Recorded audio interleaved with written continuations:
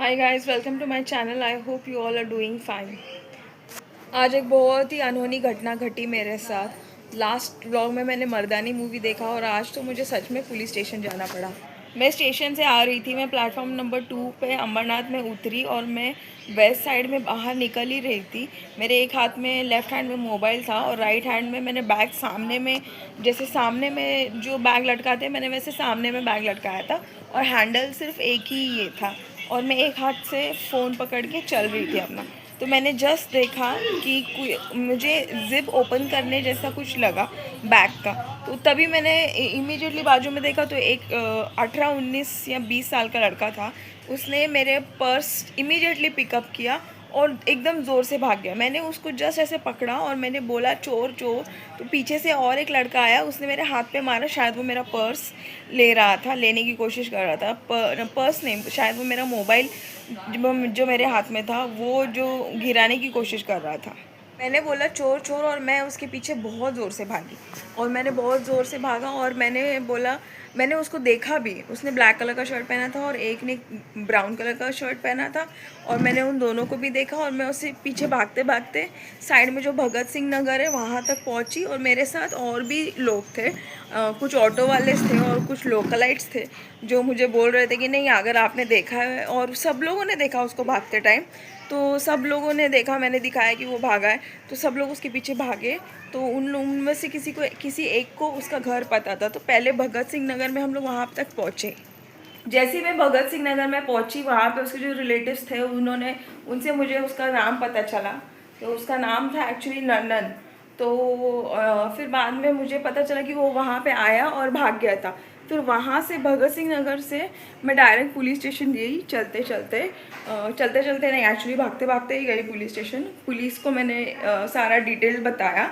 तो पुलिस ने मुझे खाली 3 ही सवाल पूछे कि क्या आप उसे पहचान सकेगी, और पूछा कि वो दिखने में कैसा था और पर्स में क्या था, क्या क्या था।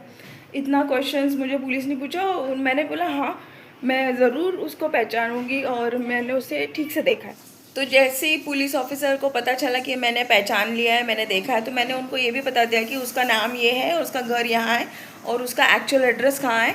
क्योंकि तब तक जो मेरे साथ में जो लोग थे उन लोगों ने उससे उसके घर पे पकड़ लिया था। तो मैं पुलिस को लेके उसके घर पे जा रही थी। तो मैं उतने में मेरा भाई आया पुलिस स्टेशन और वो बाइक पे आया था।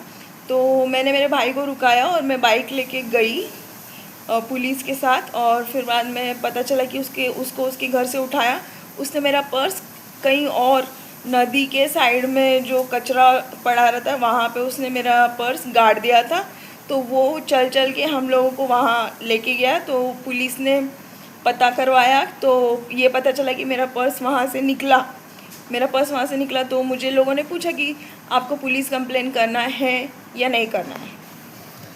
तो मैंने सबसे पहले मेरा पर्स चेक किया। मेरा पर्स जब मैंने चेक किया तो मैंने देखा कि उसमें कुछ भी इधर से उधर नहीं हुआ है और मेरे सारे डॉक्यूमेंट्स भी थे।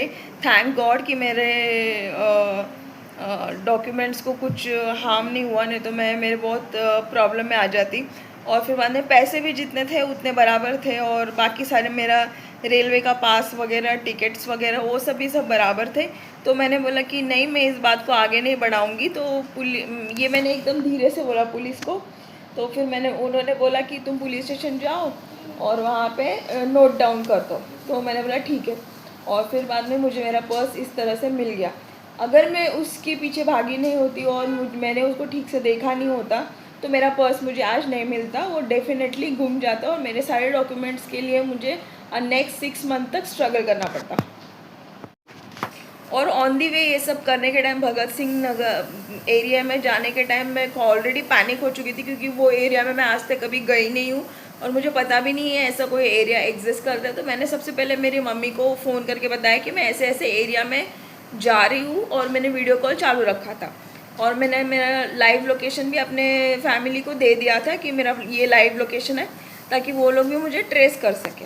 कि आपको या मुझे किसी को भी अभी तो मैं हमेशा केयरफुल रहूँगी, बट आपको अपनी चीज़ों का खुद ही ख्याल रखना पड़ेगा क्योंकि एट 6 o'clock ऐसा हो सकता है। तो रात में अगर आप लेट आते हो तो पता नहीं क्या नहीं हो सकता। मेरे गले में भी एक गोल्ड की चेन है तो ये भी मैं डर गई कि थैंक गॉड कि ऐसा कुछ ये हुआ नहीं, क्योंकि गोल्ड के प्राइस में तो कितना इन्फ्लेशन है, तो गोल्ड भी उन लोग ले सकते हैं। अगर वो इतना स्मूथली पर्स ले सकता है तो गोल्ड या फिर जो भी कुछ इंपॉर्टेंट डॉक्यूमेंट्स है वो सारा कुछ ले सकते हैं। बट मुझे भगवान पे पूरा भरोसा था कि मुझे मेरा पर्स मिल जाएगा, क्योंकि मैंने जो मेरा पर्स था वो फर्स्ट इसमें रखा था, और फर्स्ट जो कंपार्टमेंट है मेरे बैग का उसमें क्या है देखिए, मेरा बैग, इसमें से उसने पर्स निकाला। और मेरे बैग में होता है हमेशा श्री हनुमान चालीसा हिंदी। तो भगवान ने मेरे पर सुन ली और मेरे पर्स और मेरा बैग, जो भी मेरे बिलोंगिंग्स थे, मेरे डॉक्यूमेंट्स थे, वो सब मुझे वापस से मिल गया। मैंने उस थीफ के ख़िलाफ़, जो कि एक 18-19 साल का लड़का था, उसके ख़िलाफ़ मैंने ऑफिशियली कंप्लेन अभी तक दिया नहीं है। आप मुझे कमेंट करके बताइए मेरे वीडियो पे, क्या मुझे उसके ख़िलाफ़ एक रिटर्न में एनसी या एफआईआर या पुलिस कंप्लेन रजिस्टर करना चाहिए या नहीं करना चाहिए। Thank you for watching my vlog till here. Bye for now and stay safe and keep your belonging safe.